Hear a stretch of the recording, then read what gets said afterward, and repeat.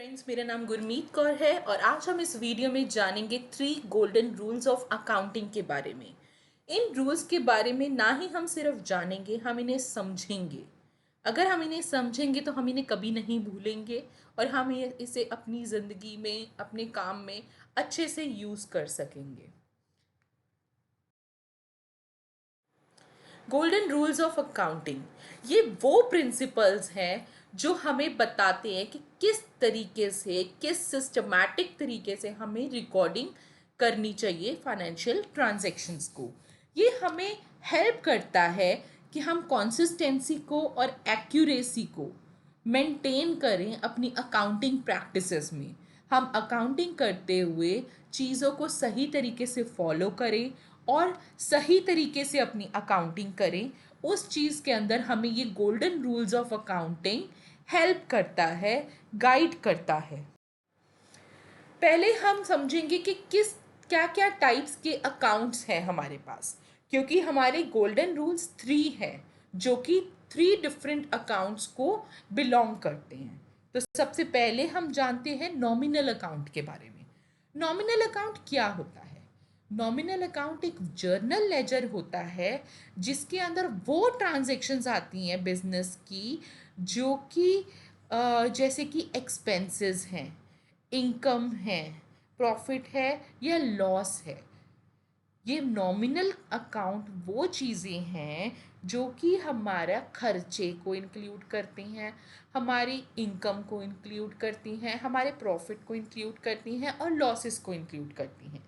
ये वो अकाउंट्स हैं जिनका ओपनिंग बैलेंस नहीं होता। इसका हमेशा ये ज़ीरो से ही स्टार्ट होता है। हर फिस्कल ईयर में, हर फाइनेंशियल ईयर में ये ज़ीरो से ही स्टार्ट होता है। एग्जाम्पल क्या क्या होंगे नॉमिनल अकाउंट के? जैसे कि कमीशन रिसीव्ड हमारी इनकम है, salary account, rent account, interest account.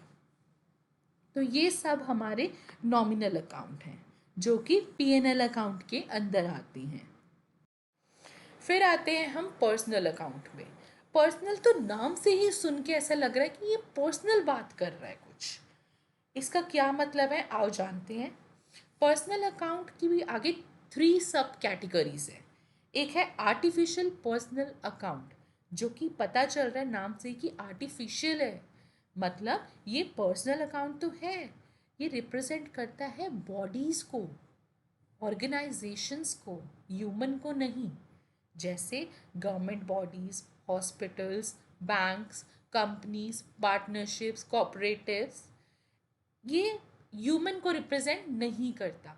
Natural personal account, natural personal account होता है, ये ह्यूमन बीइंग को रिप्रेजेंट करता है।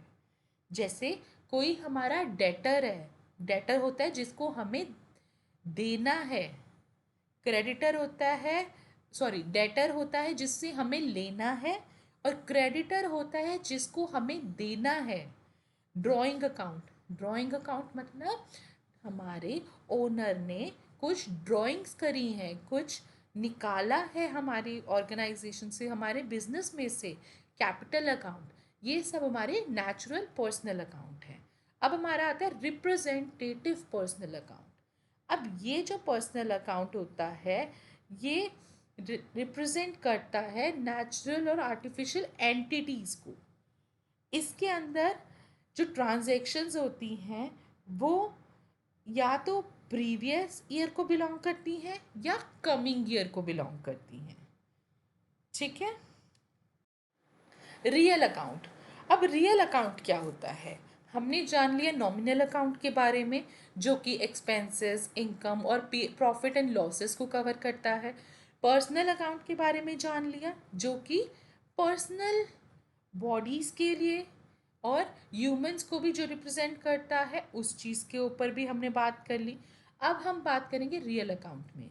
रियल अकाउंट भी एक लेजर अकाउंट ही है, पर इसके अंदर जो ट्रांजेक्शन्स होती है ना, वो बैलेंस शीट की आइटम से रिलेटेड को करती हैं, जैसे कि एसेट्स और लाइबिलिटीज़ के रिलेटेड। अब टैंजिबल एसेट्स कौन सी होती हैं? टैंजिबल एसेट्स होती है which can be seen and touch, जैसे कि बिल्डिंग, लैंड, मशीनरी, फर्नीचर, इन चीज़ों को हम देख भी सकते हैं, छू भी सकते हैं और फील भी कर सकते हैं। इनटैंजिबल एसेट्स वो होती हैं जिनको हम देख नहीं सकते पर वो एसेट होती हैं, जैसे गुडविल, पेटेंट, कॉपीराइट। ये चीज़ों के बारे में मैं आपको और अच्छे से बताऊंगी अपनी अपकमिंग वीडियोस के अंदर। पर अभी के लिए ये इनटैंजिबल एसेट्स वो होती हैं जिनको हम देख नहीं सकते, जिनको हम टच नहीं कर सकते। ठीक है। रियल अकाउंट बाकी नॉमिनल अकाउंट की तरह हर साल क्लोज नहीं हो जाता। इसका ओपनिंग बैलेंस भी होता है, इसका क्लोजिंग बैलेंस भी होता है, अगर हमारे पास वो एसेट या लाइबिलिटी एग्जिस्ट कर रही है तो। अगर वो एसेट या लाइबिलिटी एग्जिस्ट नहीं कर रही है तो नहीं होगा, नहीं तो इसका ओपनिंग और क्लोजिंग बैलेंस होता है। रियल अकाउंट जो मैंने अभी आपको बताया जो कि बैलेंस शीट से रिलेटेड है, उस केस के अंदर हम डेबिट कब करेंगे? Debit what comes into the business, credit what goes out from the business. ठीक है।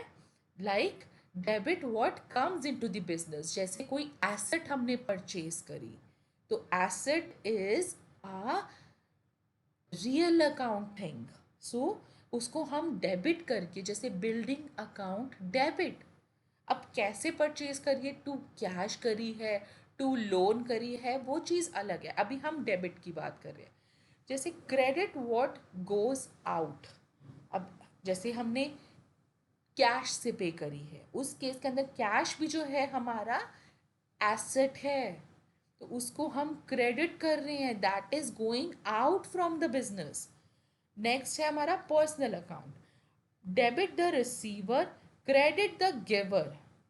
जिसको रिसीव हो रहा है उसको डेबिट करो, जो गिवर है उसको क्रेडिट करो। पर्सनल अकाउंट में मैंने आपको बताया था गवर्नमेंट बॉडीज तक आती हैं, डेटर्स क्रेडिटर्स भी आते हैं, सब आते हैं।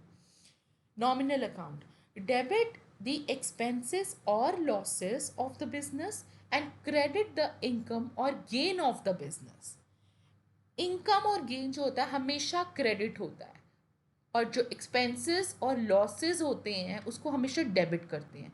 आप देखेंगे पीएनएल अकाउंट जब हम आगे की वीडियोस में बनाएंगे तो हमारे पीएनएल अकाउंट के अंदर, पीएनएल अकाउंट की फुल फॉर्म होती है प्रॉफिट एंड लॉस अकाउंट, उसमें हम डेबिट साइड में सारे एक्सपेंसेस और लॉसेस लिखते हैं और क्रेडिट साइड पे सारे इनकम्स और गेन्स लिखते हैं। हम रूल 1 पे बात करते हैं, debit all the expenses and losses and credit all the incomes and gains. ये गोल्डन रूल नॉमिनल अकाउंट के ऊपर एप्लीकेबल है। ये कंसिडर करता है कंपनी की जो कैपिटल है वो लाइबिलिटी है और उसका क्रेडिट बैलेंस है। तो इसका मतलब है कैपिटल बढ़ेगी व्हेन गेन्स और इनकम गेट क्रेडिटेड, मतलब एज अ रिजल्ट कैपिटल कब इंक्रीज होगी? जब गेन्स होंगे, ठीक है, और इनकम क्रेडिट होगी। इनवर्सली कैपिटल रिड्यूस होगी जब लॉसेस डेबिट होंगे। ठीक है। तो अब जैसे कि हमारा एक एग्जाम्पल हमने दे रखा है, रेंट अकाउंट को हमने डेबिट कर रखा है टू कैश अकाउंट, मतलब रेंट अकाउंट जो है हमारा डेबिट हुआ है, मतलब एक्सपेंस हमारा डेबिट हुआ है, और जो कैश अकाउंट है वो हमारा रियल अकाउंट है, ये कैश हमारा बाहर जा रहा है, तो क्रेडिट व्हाट गोज आउट, ये हमारा रियल अकाउंट का चीज हो गया। Second rule, debit the receiver, credit the giver. ये हमारा पर्सनल अकाउंट के ऊपर एप्लीकेबल होता है। इसमें मैंने आपको बताया नेचुरल और आर्टिफिशियल एंटिटीज़ भी आती हैं। ठीक है।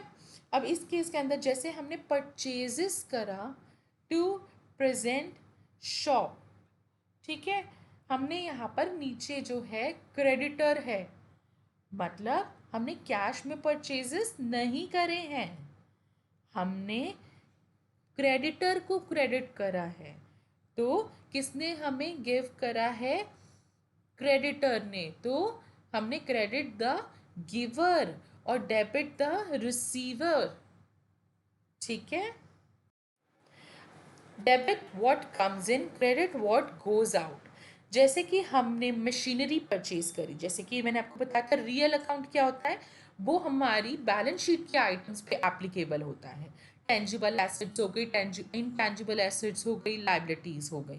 तो इस केस के अंदर हमने एग्जांपल लिया कि मशीनरी परचेज का, हमने मशीनरी परचेज करी है तो डेबिट मशीनरी, मतलब मशीनरी हमारे पास आई है, और कैश करा है out, credit what goes out, cash हमारा आउट हो गया, मशीनरी आ गई। So debit what comes in, credit what goes out. हमारे पास ये एग्जाम्पल्स हैं कुछ आपकी फर्दर अंडरस्टैंडिंग के लिए, आप देख सकते हैं। जैसे कि हमने फर्नीचर परचेज किया 10,000 का कैश से, उसकी एंट्री होगी फर्नीचर आया, debit what comes in, to cash, credit what goes out. दोनों ही हमारे रियल अकाउंट के रूल्स अप्लाइड हुए हैं। नेक्स्ट, अगर आपको ये रूल्स समझ आ गए ना, 3 गोल्डन रूल्स, तो आपको जर्नल एंट्रीज करने में बहुत इजी होगा। अगर आपको जर्नल एंट्रीज करने में इजी होगा तो आपको अकाउंटिंग इजी लगेगी।